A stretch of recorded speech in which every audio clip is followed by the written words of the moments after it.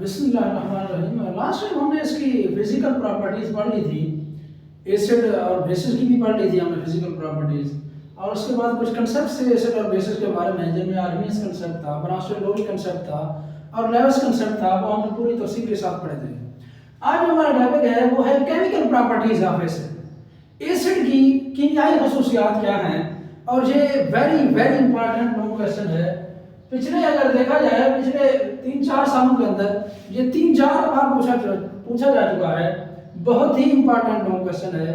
वो question simple सी statement देता है, राइट डाउन एनी 4 जो है ना केमिकल प्रॉपर्टीज ऑफ एसिड, या वो कहता है write down any 5 chemical properties of acid. एक दफा उसने पूछा है write down the reactions of acid with metals, carbonates and bicarbonates and bases. तो इस तरह वो किसी भी किस्म का क्वेश्चन कर सकता है, तो आपको ये आना चाहिए। और बच्चे ये समझते हैं कि अगर देखा जाए तो ये सबसे जो है ना टफ टॉपिक है, लेकिन इतना आसान है। अगर किसी को समझ आ गई तो मेरे ख्याल में इससे आसान टॉपिक है ही नहीं इस चैप्टर के अंदर।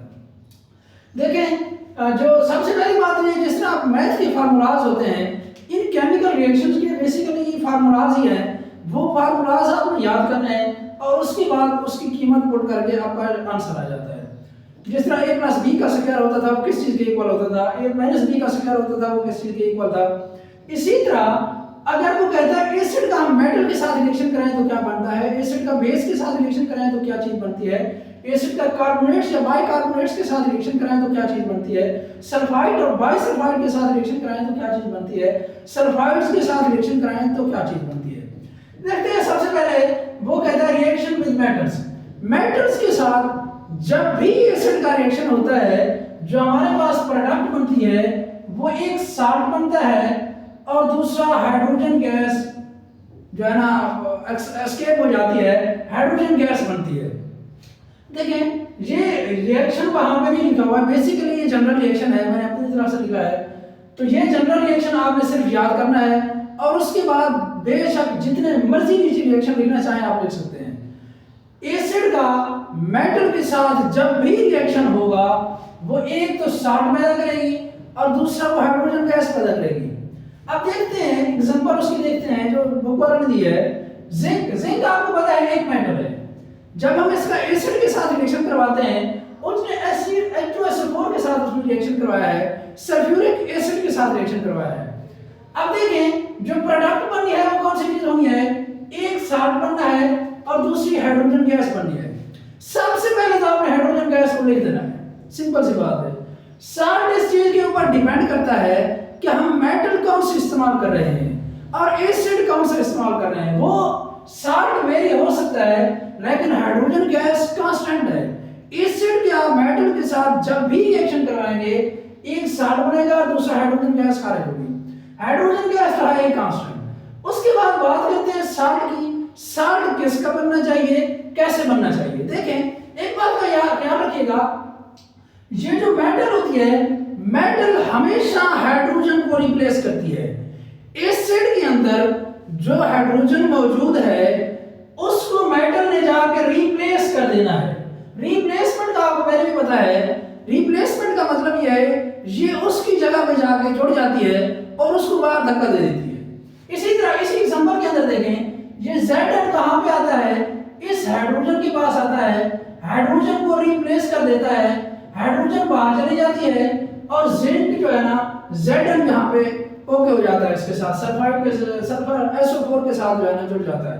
अब जो प्रोडक्ट बनती है वो देखें ZnSO4 और हाइड्रोजन गैस खारिज हो जाती है। देखिए, दूसरी एग्जांपल से मजीद देते हैं। ये एल्युमिनियम है, ये एक मेटल है, आपको पता है। अब एल्युमिनियम मेटल मैंने क्या कहा है, मेटल हमेशा हाइड्रोजन को ही रिप्लेस करती है। एल्युमिनियम इसको इस हाइड्रोजन को रिप्लेस करती है और इसकी जगह पे आके फिट हो जाती है। एल्युमिनियम AlCl3 बन जाता है और उसके साथ ही क्या बन जाता है, H2 हाइड्रोजन गैस वैसे की वैसे खारिज हो जाती है। अच्छा, बच्चे कुछ कंफ्यूज हो जाते हैं कि यहाँ पे Al है, Cl है, यहाँ पे AlCl3 कैसे आ गया। देखें, how to write a chemical formula class 9th के अंदर आप पढ़ चुके हैं, पहले चैप्टर के अंदर। अब उसकी वैलेंसी उसकी राइट साइड पे चली जाती है, उसकी वैलेंसी उसके नीचे राइट साइड के ऊपर चली जाती है।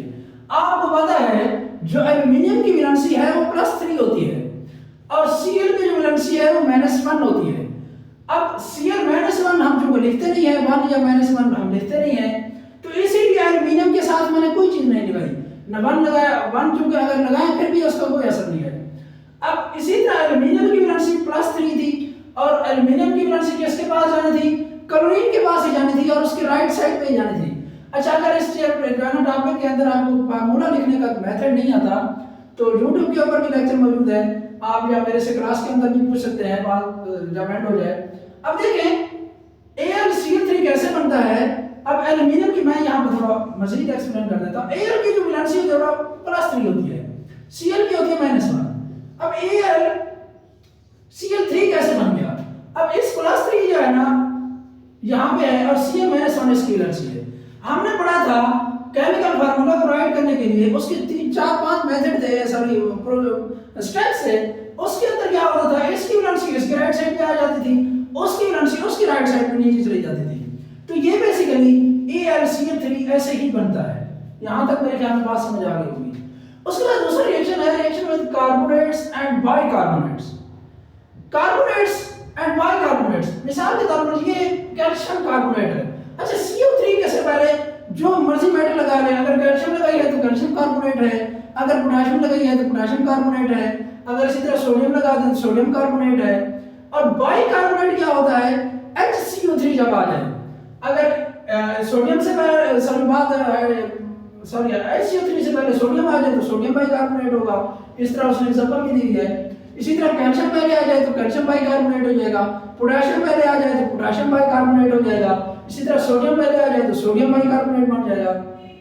बिल्कुल, इसका भी मैंने जनरल रिएक्शन लिखा हुआ है। कार्बोनेट्स और बाइकार्बोनेट्स जब भी एसिड के साथ रिएक्शन करते हैं तो प्रोडक्ट में कौन कौन सी चीजें बनती हैं, साल्ट बनता है, कार्बन डाइऑक्साइड गैस खारिज होती है और उसके साथ साथ वाटर बनता है। 3 चीजें बनती हैं।